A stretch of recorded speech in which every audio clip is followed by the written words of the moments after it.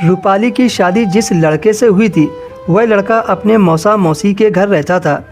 जब रूपाली विदा होकर मौसा के घर पहुंची तो उसके मौसा मौसी बहुत खुश हुए थे। सारी रस्में पूरी होने के बाद रूपाली को कमरे में भेज दिया। धीरे धीरे समय गुजरा और रात हो गई। रूपाली सुहाग सेज पर बैठकर अपने पति के आने का इंतजार कर रही थी। उस वक्त रूपाली का मन बहुत बेचैन हो रहा था क्योंकि उसने सुहाग रात के बारे में बहुत कुछ सुन रखा था। यही सब सोचकर वह थोड़ा डर भी रही थी। थोड़ी देर में रूपाली का पति अखिल कमरे में आया और वह उसके पास बैठ गया। अखिल ने कहा, रूपाली, आज मैं बहुत खुश हूँ कि मुझे तुम्हारे जैसा जीवन साथी मिला। मेरे माता पिता के गुजर जाने के बाद मेरे मौसा मौसी ने मुझे पाल पोस कर बड़ा किया है। तब से मैं मौसा मौसी के साथ रहता हूँ। रूपाली अपने पति की बातों को बहुत गौर से सुन रही थी। फिर उसने पति से पूछा, तुम्हारे मौसा की कोई अपनी औलाद नहीं है? अखिल ने बताया, मौसी को कोई औलाद नहीं हुई थी। तब मौसी मुझे अपने घर ले आई। कहते कहते अखिल की आंखों में आंसू भर आए।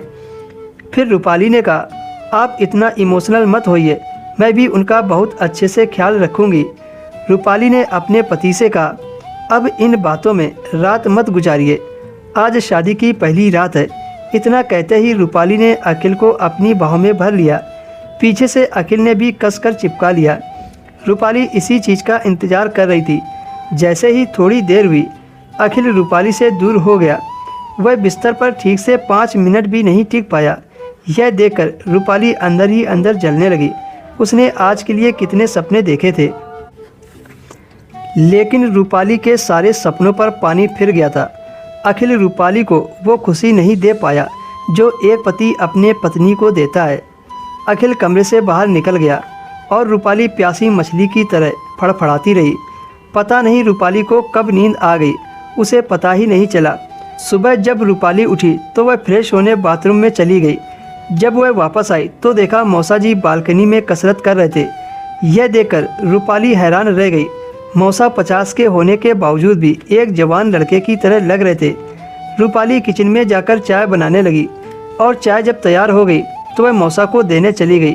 मौसा ने पूछा, बहू, तुम्हारी मौसी कहाँ है? कहीं नज़र नहीं आ रही। मौसा अक्सर मौसी को छेड़ते रहते थे। मौसी कहती, अब तो शर्म करो, घर में नई बहू आ गई है। अगर वह यह सब देखेगी तो क्या कहेगी? मौसा ने हंसते हुए कहा, क्या कहेगी? ये तो सभी पति पत्नी आपस में करते हैं। अखिल भी तो यह सब रूपाली के साथ करता होगा। मौसा की ऐसी बातों से रूपाली शर्मा जाती थी।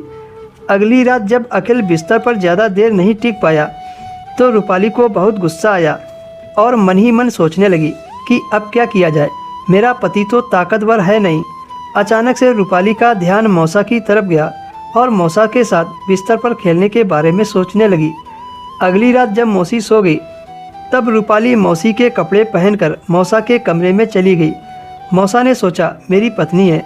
रूपाली को अपनी पत्नी समझकर मौसा ने 4 घंटे तक रूपाली को बिस्तर पर नचाया। मौसा का पावर देखकर रूपाली हैरान रह गई थी। उसे ऐसे ही मर्द की तलाश थी, पर किस्मत में कुछ और ही था।